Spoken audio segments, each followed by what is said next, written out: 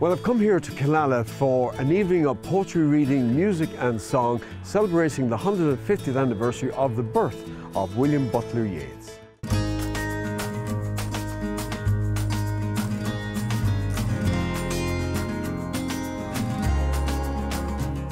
Well, this evening we have the local community in Killala who've come together, and we decided as part of National Heritage Week that we would stage an event here in Killala to share the little known story of Mr. Yeats. He came here around the turn of the century, around 1900, to collect some folklore stories, and he heard the story of 1798 and how the French landed outside Killala and tried to help us with our independence, and he took that story and used it to create his first play, Kathleen Ní Húlahán. So with that written memory of that time, we thought it was the perfect time to bring Yeats and his stories and his poems back here. Maureen and her students have put some of them to music, and we have an evening of poetry and song here this evening. A lot of people aren't certain exactly why we are bringing Mr. Yeats back to Killala. We're going to set the scene for them. We have Steve Dunford, a local historian, who's going to tell us the story of 1798. Then we start into the song part of the evening. We have some poetry, and the whole way through the evening it's interspersed with song and poetry. And we finish up with Van Morrison's Moon Dance, because Yeats and his poems have a recurring theme of moonlight. And obviously here in Mayo, moonlight's kind of famous. So we said we'd take the Van Morrison song and end the night with that. Well, for Yeats, to celebrate Yeats, I mean, he's like the grandfather of us all of us who aspire to write poetry or report on what Ireland is, in drama or in whatever way. W.B. Yeats was the master of us all, so it's a great privilege and a delight to be here celebrating him in the West, which was his bailiwick, where he wanted to be. Yeats was a channeler. He channeled and was focused on channeling mystical things and things from our past and from tradition. And, you know, so when you start talking his words, you start inviting a kind of channeling. So I think his words through anyone's lips are his words, so he'll be there. I think it's very fitting that the proceeds of tonight's event go to the RNLI. You know, the Lifeboat Institution is a very important charity. I mean, it's a remarkable organisation that's you know, totally financed by financial contributions from charitable donations, which is amazing. And I think it's fantastic. I mean, I think the setting we have here really lends itself to sort of arts and community. It's very good at the Church of Ireland community to facilitate and to allow the building to be used tonight, because it's got such history itself and it's been such a part of Killala, the Killala fabric for so long, for so many hundred years. And I think it's a wonderful occasion. W.B. Yeats mentions wrote Kathleen Ní Húlahán in Killala, set it in Killala in 1798. James Joyce mentions them, as I said. You know, the French are on the bay in Ulysses. The year was Bliain na Francach, the year of the French, and Mayo was known as French Mayo afterwards. And we're just doing this evening just to commemorate the fact that he would have walked these streets, that he would have worshipped in this cathedral, you know, what, 100 years ago, I don't know. And as you can see behind me here, a great young audience as well, that's the way to do it.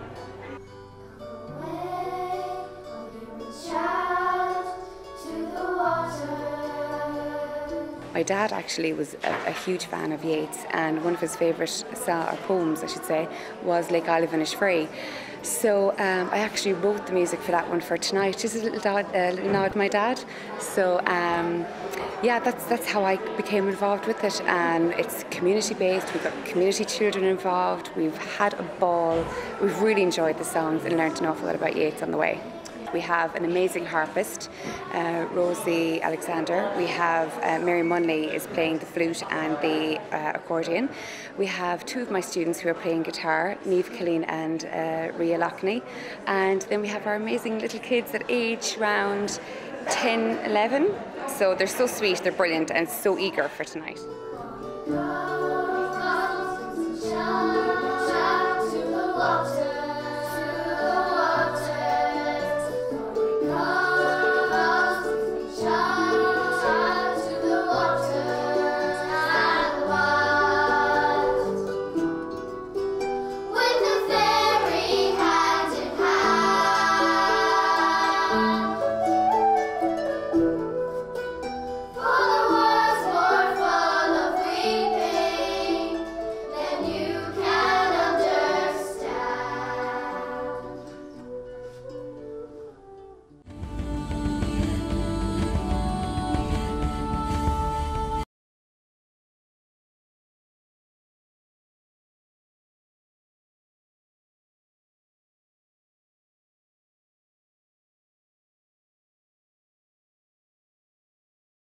In 3, 2, and 1.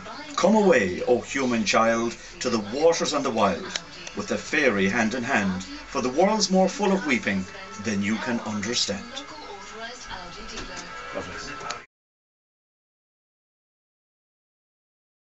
A little sadly, how love fled and paced upon the mountains overhead, and hid his face amid a crowd of stars. Old and grey and full of sleep, and nodding by the fire, take down this book and slowly read and dream of the soft look your eyes had once and of their shadows deep.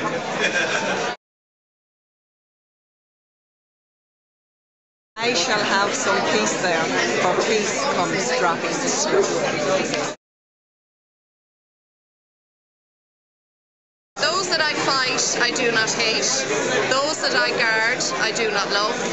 My country is Kiltartan Cross. My countrymen's Kiltartan's poor. Come away, O human child, to the waters and the wild, with a fairy hand in hand, for the world's more full of weeping than you can understand. If you want. And I shall have some peace there, for peace comes dropping slow.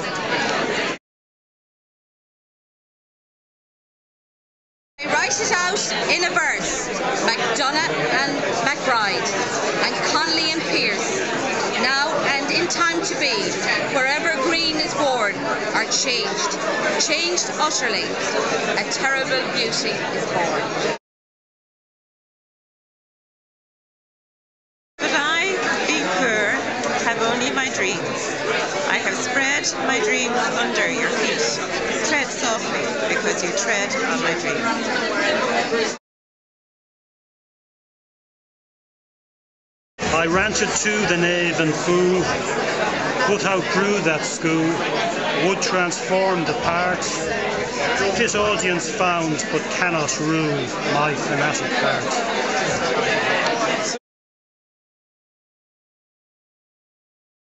And grey and full of sleep, and nodding by the fire, take down this book and slowly read, and dream of the soft look your eyes had once and of their shadows deep.